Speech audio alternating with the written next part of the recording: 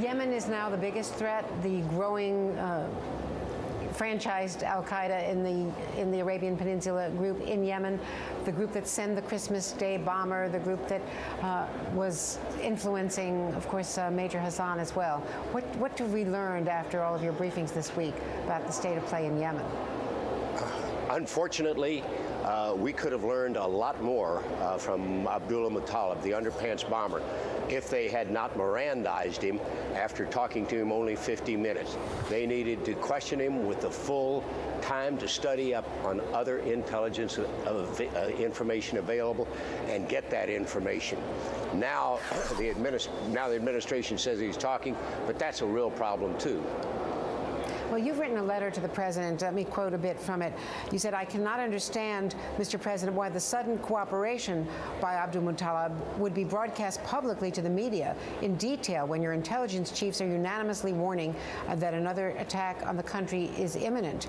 At the same time, as you well know, there's been criticism from the Attorney General. He's written back to a number of senators complaining that the complaints against the way the FBI handled this are unwarranted. And the Attorney General wrote, "No agency supported the use of law of war detention for Abdul Muttalib, and no agency has since advised the Department of Justice that an alternative course of action should have been or should now be pursued."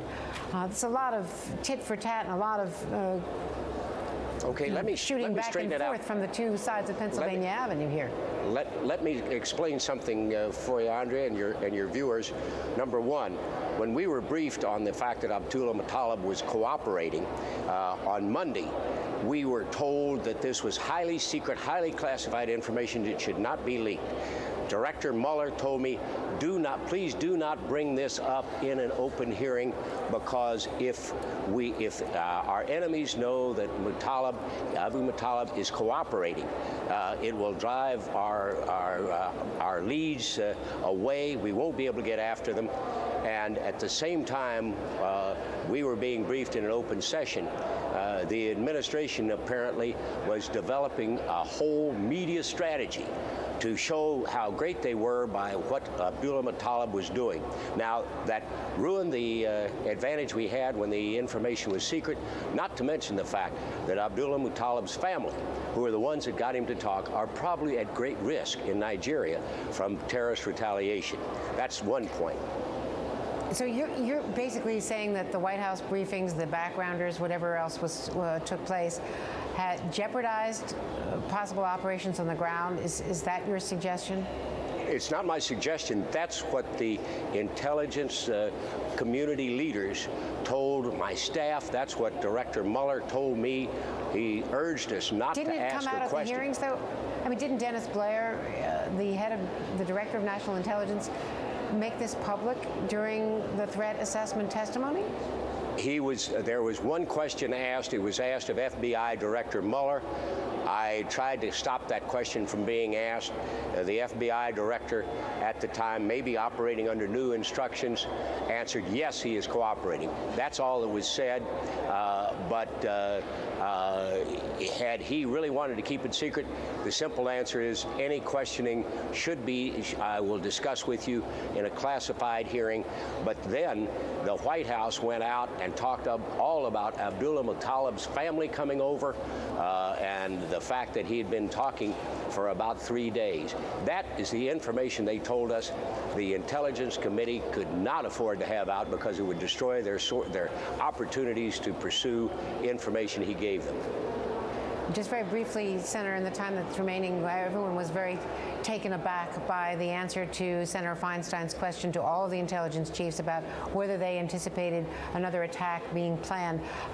Were you taken aback by those answers as well, or is that what you would anticipate is the case and is always the case ever since 9/11? Unfortunately, what they said was there will be more attempts. I think we all knew there were going to be more attempts. It was not that the attack is guaranteed, but with the fact that we know there's so many attempts happening, using the information that Abdullah Muttalib was able to give us in his second round of questioning last week would have given us significant advantage in stopping further terrorist attacks. Had we been able to question him at the time of his arrest rather than having Mirandized, we could have gotten that information 5 weeks earlier. this was an unfortunate interference from the Department of Justice and in the White House in an ongoing intelligence investigation critical to our nation's safety. The White House press secretary, Robert Gibbs, was asked about all of this, why that briefing happened, just a few moments ago. Take a listen.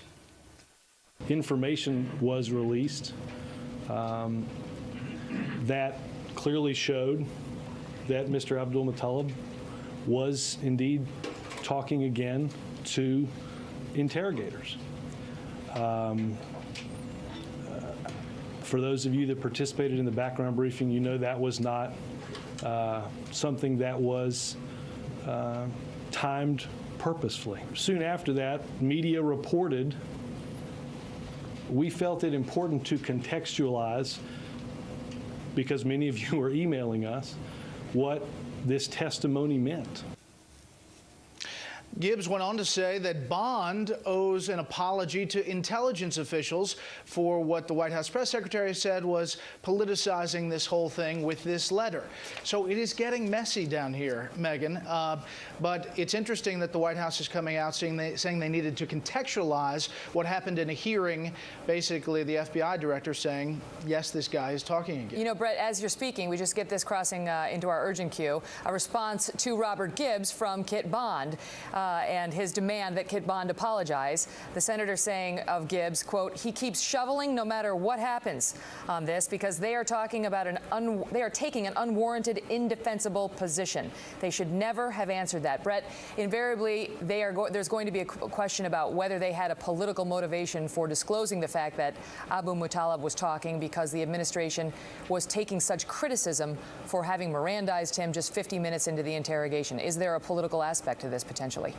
Yeah, Megan, it's hard to avoid that conclusion that this is about the White House is on the wrong side of this issue publicly in public opinion polls, and they felt it necessary to explain to reporters in particularly that this guy was talking despite the fact that he was Mirandized. Gibbs in this briefing said Bond knew this information, yet in the hearing he talked about how he wasn't cooperating. Well, Bond was asking a question about not cooperating back at Christmas Day, not 5 weeks later when he started talking again.